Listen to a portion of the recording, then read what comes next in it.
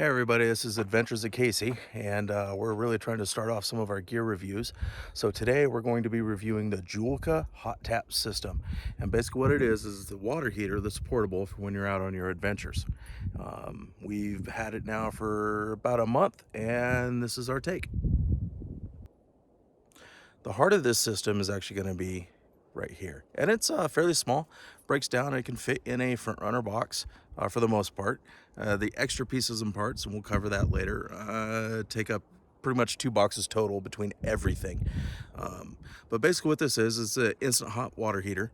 It's just the same as, you know, the cheaper jobs that you can probably find online. Right now, these were running, I think, $269 for the Outback kit. That's what we went ahead and ordered. So let's cover how we actually hook this thing up. So basically what we're doing is we are running our water source, which comes in right here, and that's the blue hose. Everything's color coded. Everything is quick disconnect. Just go ahead and pull down, push up, everything clips in. It's actually really nice. So what we did is we actually just have this plumbed into the back of our truck over here to our water outlet that we already have, and that's going to run off our 12-volt pump. So we're just going to go ahead and turn the pump on. Then you have one line, and that's quick connect. Comes down to any propane bottle. We just use the smaller ones. And then you have red is also, that's going to be your hot line or your line out.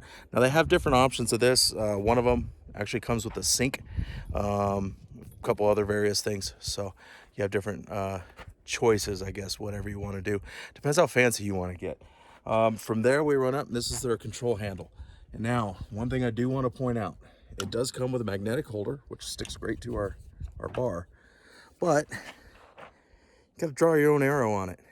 We had a couple issues with this early in our testing, and we actually had to send our original unit back, and it was kind of a bit of a pain, but we did get it, and it is working now. One of the things that we also had was the fact that this control handle wasn't shutting off. At what point they informed me that I actually had it upside down in the video. Now, their water pump, everything else has flow direction arrows, but apparently this handle does not. They did say that they are going to work on upgrading that for future, but as of right now, once you get it figured out, I just mark it, because if I'm drinking or something when I go to put it together, I'm not going to be able to see what I'm doing. And then from there, we just actually got to attach a shower head somewhere. Now, some of my older videos or other videos that I've put up on this thing, I just had it magneted to the side of the truck. But you know, sometimes you want an actual no shit shower. So what this is the shower arm from Front Runner, and it just clips into my rack right here. There's a bracket, and then the whole arm just basically comes off.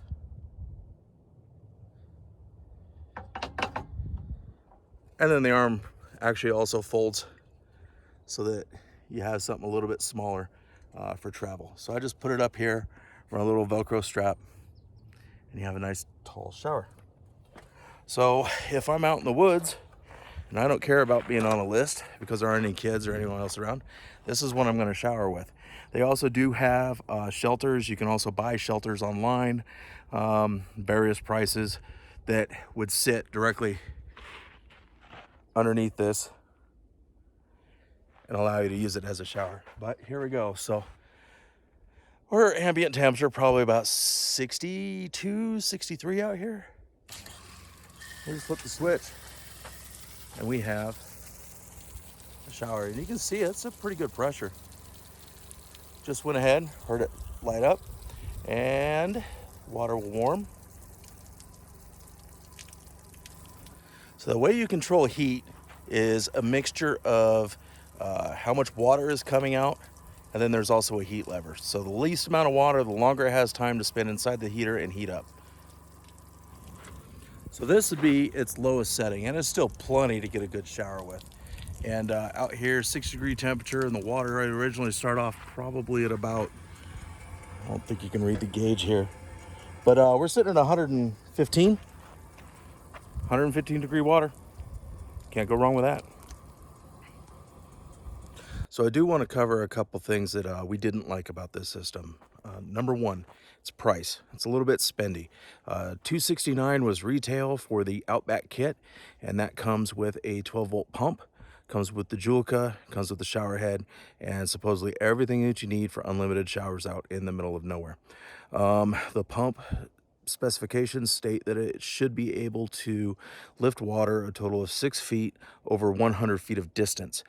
Today we tried that at about 5 feet with 50 feet of distance, and it just couldn't cut it. It was inadequate. It was unable to lift the water the distance that we needed and provide the kind of pressure that the Joolca requires to go ahead and turn on. We will have to look and probably outfit a different 12-volt pump. We probably could have saved money and bought their cheaper kit since we're buying our own pump anyway. One of the draws to it, and the reason you spend a little bit more money, is the ease of connectability and the fact that just everything is ready. Yeah, our bad. So hopefully that'll save you some money. Number two, did receive an email from them, I don't know, maybe a couple weeks ago, and they're actually feeling out their current customer base to try and figure out how much they can actually increase the price on this, because for some reason they think that they're not charging enough, and still have people think that it's a value.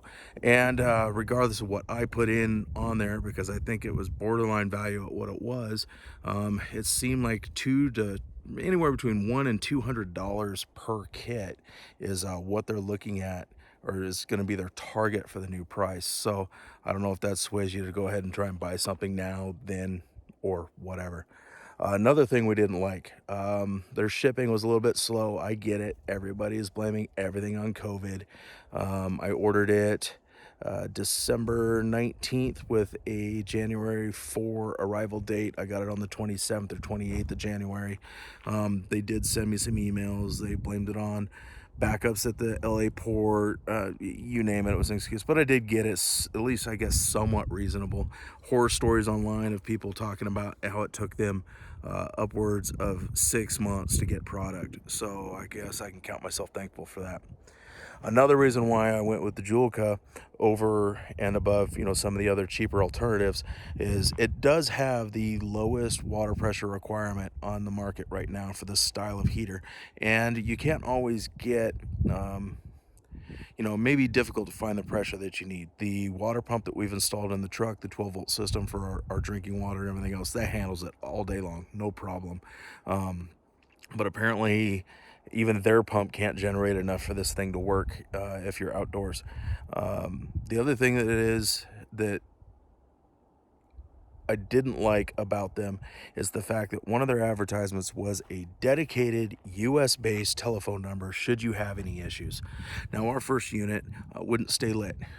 Just a hell of a problem. The grid wasn't powering up, nothing was going right, and I attempted to call that number and it's been disconnected, and now they do everything via text message, which did not seem right to me at all. And it didn't even seem like it was US based. It's an Australian company, and I'm going to go with Australian based on their text message and their support, just for the simple fact of some of the terminology and jargon and stuff that was going back and forth. And everything from, oh, you need to use Energizer batteries and not Duracell, and just, it was very, very frustrating experience not being able to physically communicate with somebody. And had I known all of that, I probably would have gone with a lower option. The controls on the handle are really, really nice to be able to just flip the switch and have hot water.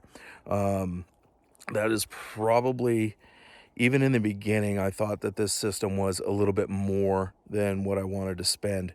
But that right there was the kicker to bring it over, was the ease of on and off, the ability to mount the handle separate from the shower head, like I have, like we set up earlier today, and whatnot. But if the price increases, that's not going to be a value.